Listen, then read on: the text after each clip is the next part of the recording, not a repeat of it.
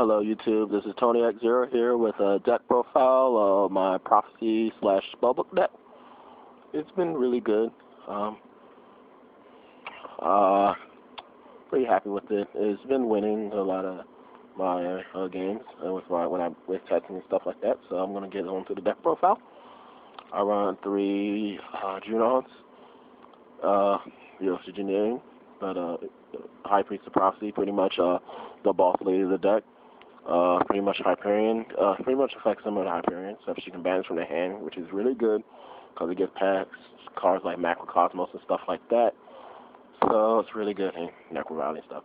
So, of course we run 3 Spellbook Magician of Prophecy, the Tell, as the Japanese translated name is called. Pretty much the Stratos of the deck, adds any Spellbook spell from your deck to hand. So it's pretty good. 2 Temperance, because she's good. Searches out your Junons. So, it'll use Temper, but she's really good. Searches out Junon and destroys stuff, so it's really good. And run 2 Justice, or Safety. She's really amazing. Pretty much she's a +1. Adds Spellbook and the Spellbook. So, and I like 2 each. I mean, some people don't only run 1, not the other.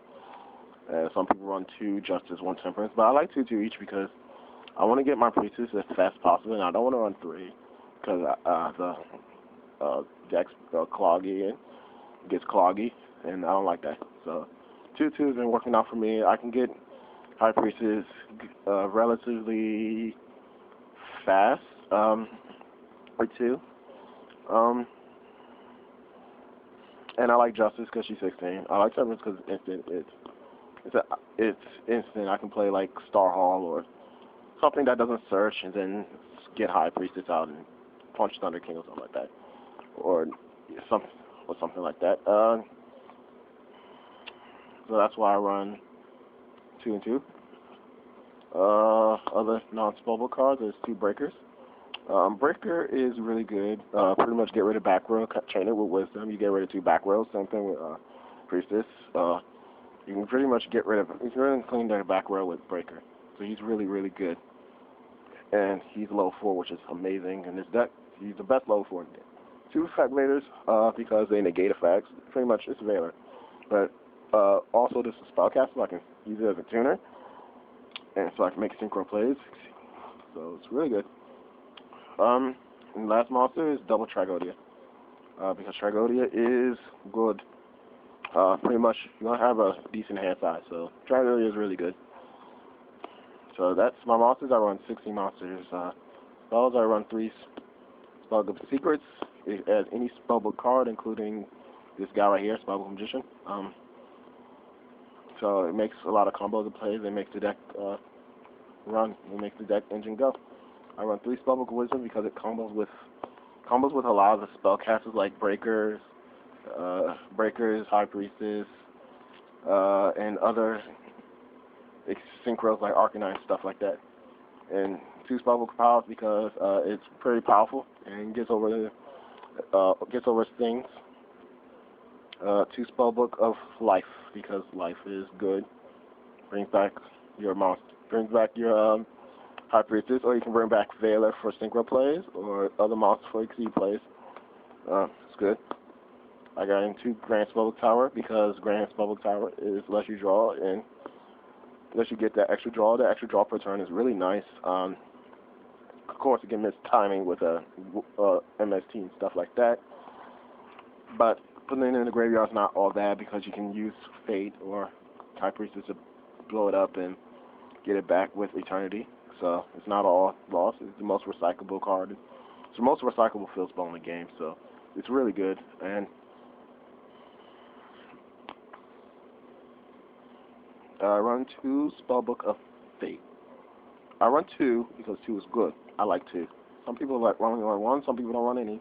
I like 2 because running 1 is like yeah to me. Like I ran 2 and it's amazing. And because I can easily set up 2 spellbooks in my graveyard. easy to set up too. One eternity because brings back banished spellbooks. One spellbook is hard because it's another. Only reason I run it because it's a spellbook you can play instantly, so it will trigger Justice and Temperance effect, and also it can search Veiler if it gets blown up. So it's always good. So it's always good to have. It's one of those only instant spellbooks that is a -1. You like Wisdom. Wisdom's a -1. That's a 0, so you can like that. 2 Wonder Wands because Wonder Wand is good unless you draw cards with Spellbook Magician and stuff like that. On the staple broken spells, One Monster Born, Heavy Storm, Dark Hole, and Heavy Storm because they're broken. They're broken cards and need to be ran in almost every deck. My traps, that's 21 spells, 16 spell books, so 3 traps, 2 Mirror Force, but I've been switching this off with Torrential, Frightening Roars, and 1 Compulse, because Compulse is my tag and it's really good. It's really good to get rid of stuff. So that is the Spellbook main deck. Let's go to extra deck. It's not complete, but we'll show it anyway. Rank 2s, I use Gachi, Gentetsu, and Shining Elf. Shining Elf is good because the Spellcaster rank 2. You can use it with the Spellbooks, 1 Zen mains, and 1 Leviathan because they're generic rank 3s. 1 Maestroke, 1 Abyss Dweller. Abyss Dweller has been, man, I don't know, I haven't really made him, so I might take him out for something else. 1 Empress, really, haven't really made her. Like, I made her like a couple of times in some matches, but still might take her out. I just like her because she is a prophecy fixed with the thing, but I might take her out for something. A Hierophant and 1 Big Eye because Big Eye's broke. Even though this Big Eye's prophecy, I don't have a real one. I'm going to get one soon. 1 Hierophant. Hierophant is pretty good. People underestimate him, but I think he's really good. Especially when your opponent has multiple back row. He can't be Starlight Road. He can't Starlight Road him. You can't.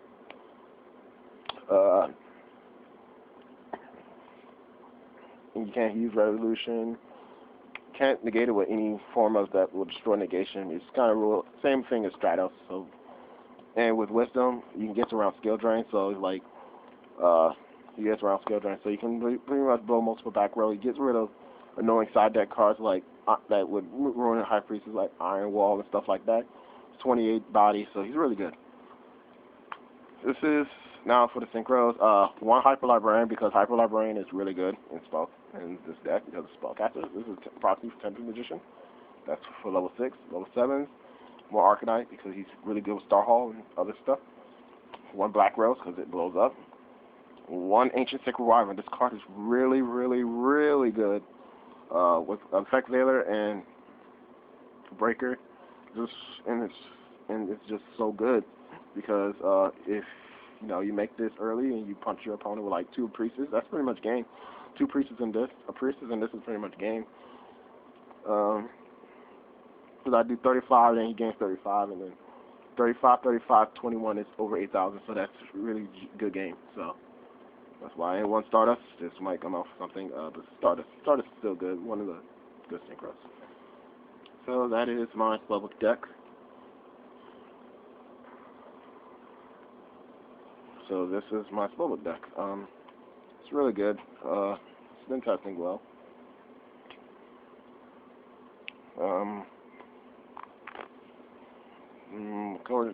A couple of things I want to say is I really like Threatening Roars in this. I don't know. Like, only reason I took Threatening Roars from Mirror Force is because I play Sam's and Nat Beast is a problem, so Threatening Roars isn't really going to help me. It's just going to stall for a turn. Compulse gets rid of that, and Shockmaster and stuff like that.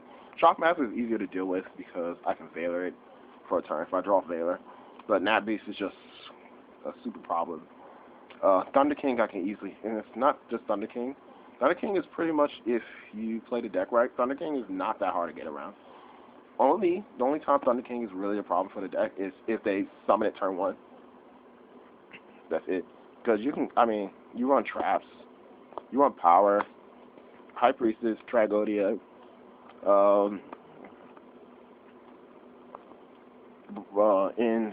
and other things, Temperance plus Star Hall. and stuff like that, it gets around the Thunder King. Thunder King is not like it's an annoyance. It's an annoyance. It's an annoyance, but it doesn't shut the deck down like most people think it does. If you know how to play the deck, Thunder King really does not shut the deck. You can easily play around. I mean, not play. You can play around it, not easily, but it might be a problem depending on your hand, how your hand looks like. But the way I play, if Thunder King is summoned turn 1, that's the only time he's a problem. Because if I already have my setup with secrets, I'm either gonna banish it with Fate, overrun it with Power or something like that. Because I'll always have one of those 2 cards in my hand. Because I will always search it if I know my opponent's running Thunder King. So this is my Spellbook deck profile. Thank you for watching. Comment, rate, subscribe, and peace out.